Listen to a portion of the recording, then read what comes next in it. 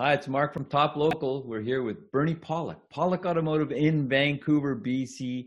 Vancouver's best auto service experience, 22-time winners, 22 times, as voted by their customer, the best auto repair place in Vancouver, BC.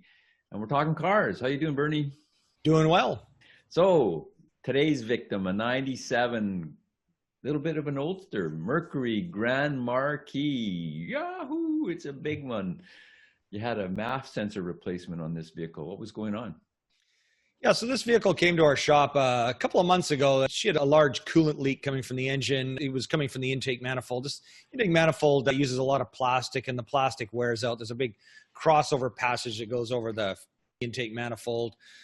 Plastic wears out, so we replaced the intake manifold, solved the coolant leak, but a month or two went by and the check engine light came on. There was an issue with the engine, made some rattling noises when it would go up a hill, so that was her concern, so came back to see what was going on. So what was the diagnosis and how did that work out? Yeah, so our next step was to, first of all, just verify that all the repairs we'd done were fine and there was no problem with the manifold, which we did. Next step was to hook up a scan tool, see what kind of readings, see what codes were stored in the vehicle computer. The check engine light was on. So we came up with two lean fuel condition codes, one in bank 1 and 2, for basically a lean fuel condition, P0, 171 and 174. So that gave us a direction to go in as to what was going on with the vehicle. So do we have some pictures? We do have some pictures. And after retrieving codes, the next question is, what do we do for diagnosis? What's the next step? So I'm going to share some of that here. That's really the purpose of doing this podcast, just to share what goes into our diagnostics. So anyways, there's our nice, still a very nice condition for a 1997 car. I don't know how old that makes it, 23 years. It's in still very good shape, this vehicle. Very low kilometers too, only about 65,000 Ks. So if you're in miles, that's only about 40,000 miles. So the next step, diagnostically, with that code information, of course, there's information there plus the intelligence of the technician working on it and experience. So our next step was to basically go road test the vehicle and just take some readings of things, oxygen sensors, readings. There's a mass airflow sensor. This is a sensor, and I'll show a picture of it. This sensor located in the intake system, this is the main measuring sensor for how much air is flowing into the engine, what the density of the air is. It's a very sophisticated sensor, so it can actually pick up the speed of the air rushing into the engine, how much air is there, and how dense the air is. If you're down at sea level, air is much denser than it is at, say, 12,000 feet altitude. So this sensor picks up all that information. It does it with this there's a couple little wires in there, and basically they heat up. I believe a lot of them, they'll actually heat the wire up, and depending on how it cools, it'll take readings. So it's pretty neat, pretty sophisticated device. There's a top view of the sensor. So I'm kind of jumping to conclusions of what we actually replaced here. But the next part, of course, is the diagnostics. So this is some of the things that we looked at when we're driving the vehicle. So you see this graph here, long-term fuel trim 2, long-term fuel trim 1. These are each engine, it's a V8 engine. So each bank has a sensor on each side, and it'll adjust the fuel trim on each side. And the fuel trim is basically leaning or richening up the fuel mixture. Well, then there's engine load and grams per second of the mass airflow sensor. So this is actually reading how much the sensor is actually reading. And this is the engine load. Now, this is a graph that I took driving up a very steep hill in Vancouver, full throttle. Every time you have these peaks, that's full throttle. And what this is telling the computer is that full throttle, the engine's only got about a 40% load, which is very low. It should be 80% or more, because you're actually you're demanding as much energy out of the engine as possible. Also, again, this is an experience type of thing, but the graph here, when you're doing this full throttle reading, is 60 grams per second of airflow, which based on experience is way too low. So the other thing is the fuel trims in many of these cases, they go up to 25. This is as much as this thing will read, and 25 is enough. If it sustains that, we'll set the check engine light on. So anyways, that's pretty much indicated from there. This thing's got a bad mass airflow sensor. So cutting to if you just remember these numbers here real quick, this is with the new mass airflow sensor. Same hill. The fuel trims are now showing up at the top here, but the engine load, you can see, goes up to 81%. And the grams per second, 145. Huge difference.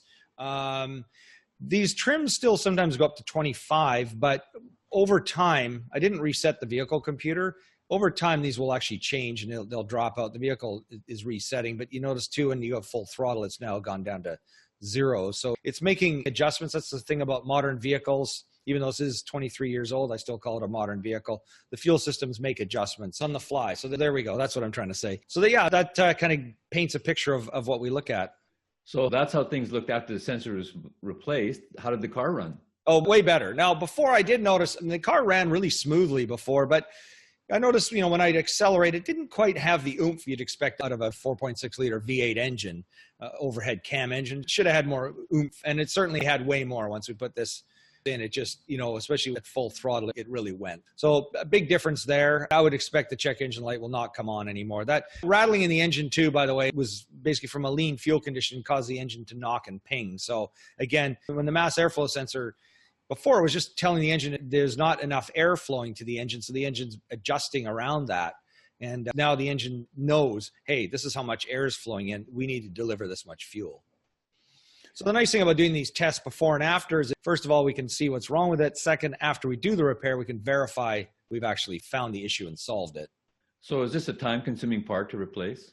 No, it's actually a pretty simple part. I'll just go back to our picture again of where the part's located. This is looking at the top of the engine sitting over here. This is the air filter boxes here. There's the mass airflow sensor. It's really not a time-consuming part to change. It's all located up top, a few screws and bolts and wires to disconnect, and it's replaced. So it's a pretty simple replacement item. Really, where a lot of the work goes is into the diagnosis.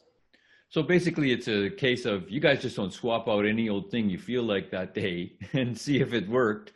You're checking to see exactly what the issue is and then repairing that specific part. So it's efficiency of time and materials and cost for the customer.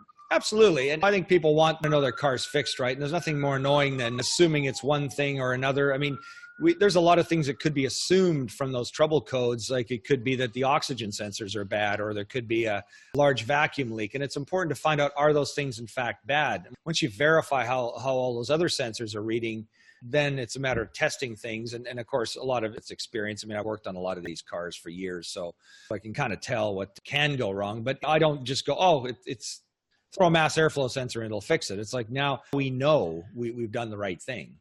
And it costs a little more money to do that, but in the end, it actually saves money, because throwing parts in is just a complete waste of money.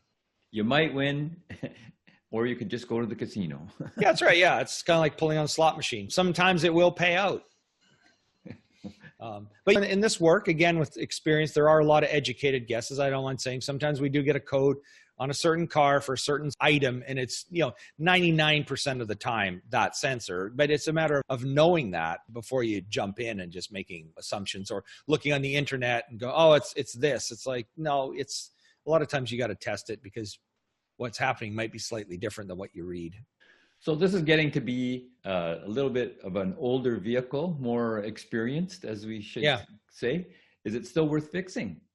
Well, I'd say so. I mean, the car's in beautiful condition, drives nice. As I mentioned earlier, 65,000 kilometers, it's pretty low. I mean, that's still kind of a brand new car, and, it's been well taken care of. The body's in nice shape. The interior's in great shape. It drives nice. So yeah, probably not the cheapest on gas, but for someone, obviously doesn't drive it a lot, gas is not such a huge expense as if you're driving, doing a 50-kilometer commute every day. So yeah, that's a good car, worth fixing. Always the issue that we find with older cars is parts availability. They made zillions of these cars. I don't know how many, but an awful lot of Grand Marquis and Crown Victorias in these engines. So parts are still very easy to come across. So that needs to be figured into the calculation of whether your old vehicle is still worth keeping going or not.